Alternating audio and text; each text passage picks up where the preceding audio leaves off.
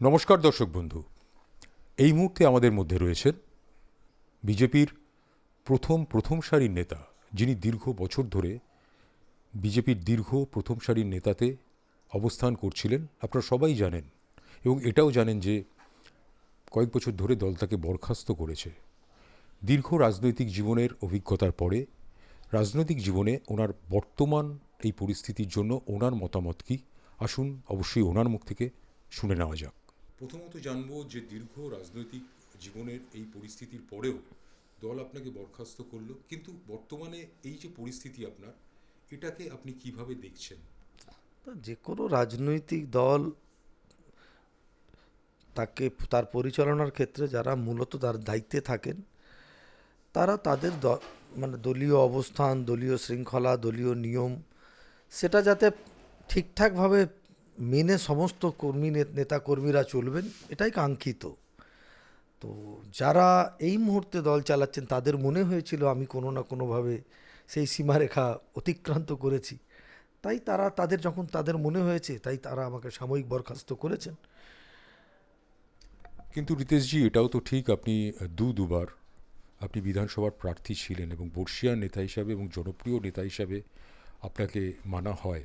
তারপরেও যে এই পরিস্থিতি, এটাকে আপনি ব্যক্তিগতভাবে যেটা বললেন সেটা তো ঠিকই, তবুও এটা মানে জানতে ইচ্ছা করছে যে আপনার এটা হচ্ছে মনে হয় যে কিছু একটা লঙ্ঘন করেছেন। আপনার কি মনে হয় যে কোন ধরনের কি আপনি লঙ্ঘন করেছেন, সীমারেখা অতিক্রম করেছেন? আপনার ব্যক্তিগত ধারণাটা কি?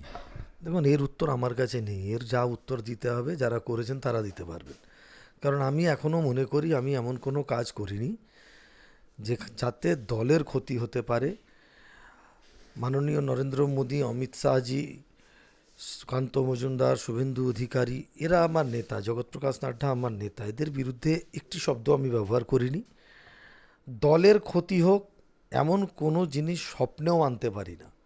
কিন্তু তারপরেও বললাম, আমি কি ভাবলাম না ভাবলাম সেটা থেকে তো দল চলবে না। দল চলে দলের যারা দায়িত্বে রয়েছেন তাদের দৃষ্টিতে। এবার তাদের মনে হয়েছে আমি উল্লঙ্ঘন করেছি, কিন্তু আমি নিশ্চিত যে আমি কোনো এমন কাজ করিনি যাতে দল ক্ষতিগ্রস্ত হোক। দেখুন, একটা রাজনৈতিক দল, গণতান্ত্রিক কাঠামো ব্যবস্থার মধ্যে যারা এই ধরনের কাজকর্মের মধ্যে থাকেন, sometime opinion differences has been arises. কিছু বিষয়ের মতপার্থক্য দেখা দেয়। সেই মতপার্থক্যটা একটা সময় গিয়ে এমন একটা জায়গায় চলে যায় যেটা থেকে পেছনে ফিরে তাকালে বা সেটার থেকে হয়তো এমন একটা পরিস্থিতি তৈরি হয় যেটাকে বাইপাস করা যায় না। তো আমাদের ক্ষেত্রেও সেটা হয়েছিল, অস্বীকার করার কোনো জায়গা নেই।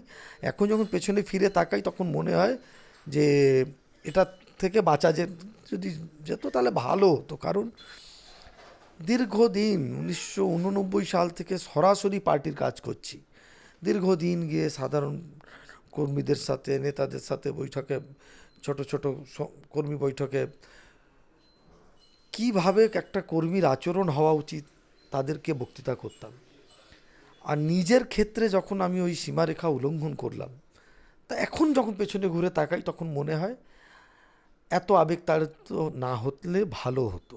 কিন্তু দেখুন, পৃথিবীতে আমি নয়, সৃষ্টিতে অতীত শোধরানোর ক্ষমতা কারণ নেই। কারণ আমরা মানুষ, দিনের শেষে অতীত থেকে মানুষ শিক্ষা নেয়। একজন 19 বছরের যুবক থেকে নিয়ে 50 বছর বয়স অবধি একজন বিজেপি কর্মীর একটা জীবন হিসাবে দল আমাকে প্রচুর দিয়েছে। আমার মতো একজন অতি সাধারণ পরিবারে জন্মগ্রহণ করা ছেলে, দল দুবার আমাকে প্রার্থী করেছে। আমি 10 বছর পার্টির সম্পাদক ছিলাম রাজ্যের বিজেপির। আমি 3 বছর রাজ্যের সহসভাপতি ছিলাম। আমি 6 বছর মুখপাত্র ছিলাম। প্রায় 12-13 বছর দলের মিডিয়া ইউনিটের আমি দায়িত্বে ছিলাম। সো দলের বিরুদ্ধে বলার আমার কিছু নেই। প্রচুর দিয়েছে দল, পেছনে যা কিছু আছে দল। হ্যাঁ, দু একজন ব্যক্তির সাথে ওপিনিয়ন ডিফারেন্সেস আছে, থাকে, কিন্তু আর ওইসব আমার মাথায় নেই। আমি ওগুলো অনেক পিছনে ছেড়ে দিয়ে আমি এগিয়ে গেছি। হ্যাঁ, রাজনৈতিকভাবে আমি কোনো কাজকর্মের মধ্যে নেই। আপনার হয়তো পরের প্রশ্ন হতে পারে, আপনি রাজনীতির লোক, রাজনীতি করলেন না, অন্য জায়গায় গেলেন না কেন? এক্স্যাক্টলি, আপনি যেটা বলছেন যে কোনো রাজনীতিতে তো পালা বা দলবদলের একটা রেওয়াজ রয়েই গেছে, কিন্তু সেটা সত্যিই আপনি কেন গেলেন না এটা কিন্তু পশ্চিমবঙ্গে রাজনীতিকে কলুষিত করেছে তৃণমূল কংগ্রেস। পরবর্তীকালে আমার দলেরও বেশ কিছু লোক এদিক ওদিক করে এসছে, ঠিক আছে।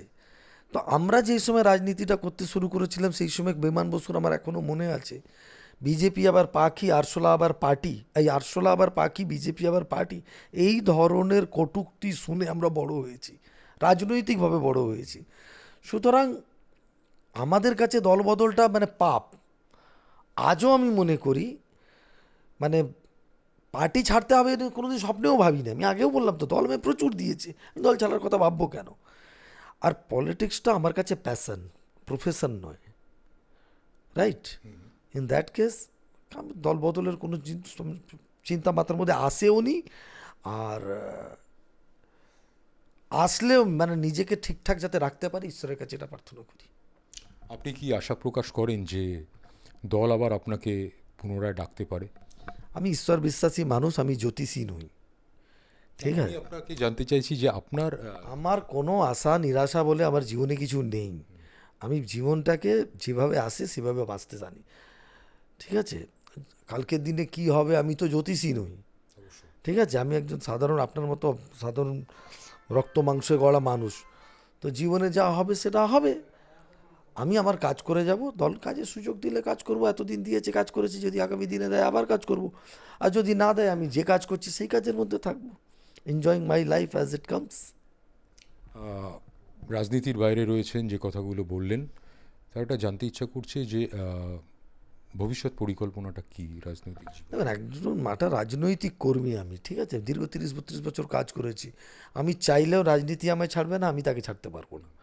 সুতরাং 24 ঘন্টা রাজনীতির খোঁজ খবর মাথার মধ্যে থাকে, চলে, নিই, পড়ি, পড়াশোনা করি, সময় প্রচুর। আর ঘুরে বেড়ানো আমার মানে অভ্যাসের মধ্যে আছে, তো ঘুরতে থাকি, নতুন জায়গা এক্সপ্লোর করি, নতুন জায়গা দেখছি, নতুন সব কিছু দেখছি, জীবনে অনেক কিছু শিখলাম।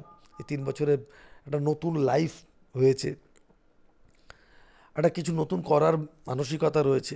তো চেষ্টা করছি, আশা করি বছর দুয়েকের মধ্যে সাধারণ মানুষ জানতে পারবে যে রাজনীতির বাইরে গিয়েও মানুষ অনেক কিছু করতে পারে।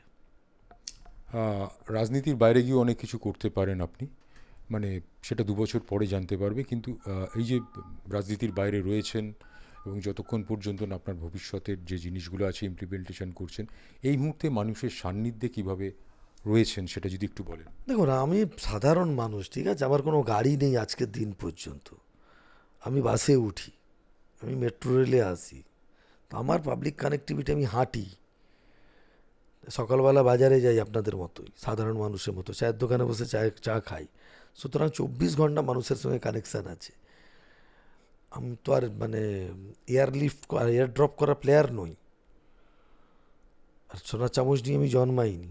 প্রতিনিয়ত লোকের সঙ্গে যোগাযোগ আছে। আমি দলের কাজের মধ্যে নেই, আমাকে দল বহিষ্কার করেনি, সাময়িক বরখাস্ত করেছে। দলীয় কর্মী সমর্থকরা নিয়মিত আমার বাড়ি আসে। 2-1 জন বাদ দিলে দলের নিচু থেকে নিয়ে প্রথম সারির সমস্ত স্তরের নেতাদের সঙ্গে আমার যোগাযোগ আছে। কখনো তারা যোগাযোগ করেন, কখনো আমিও করে উঠি। গোটা সিস্টেমের মধ্যে 1-2 জনকে বাদ দিলে এমন কেউ নেই যার সঙ্গে আমার যোগাযোগ নেই। কখনো কথা হয়, কখনো মেসেজিং হয়, কখনো দেখাও হয় কোথাও কোথাও। আপনারা শুনলেন ওনার মুখ থেকেই ওনার দীর্ঘ রাজনৈতিক জীবনের অবস্থার কথা, বর্তমান অবস্থান এবং ভবিষ্যৎ পরিকল্পনার কথা। যিনি দল বরখাস্ত করলেও কিন্তু যিনি বলছেন যে না, আমি রাজনীতির বাইরে নই এবং মানুষের সান্নিধ্যে অবশ্যই রয়েছি। এখন অপেক্ষা, দেখা যাক উনি যেগুলো বললেন সেগুলোর ধীরে ধীরে কী করে বাস্তব রূপ আমরা দেখব, কী করে উনি বাস্তবায়ন করেন। এবং আমরা আশা করছি ওনার সুস্থ স্বাভাবিক একটা রাজনৈতিক জীবনের কামনা আমরা করছি। অনেক অনেক ধন্যবাদ, নমস্কার।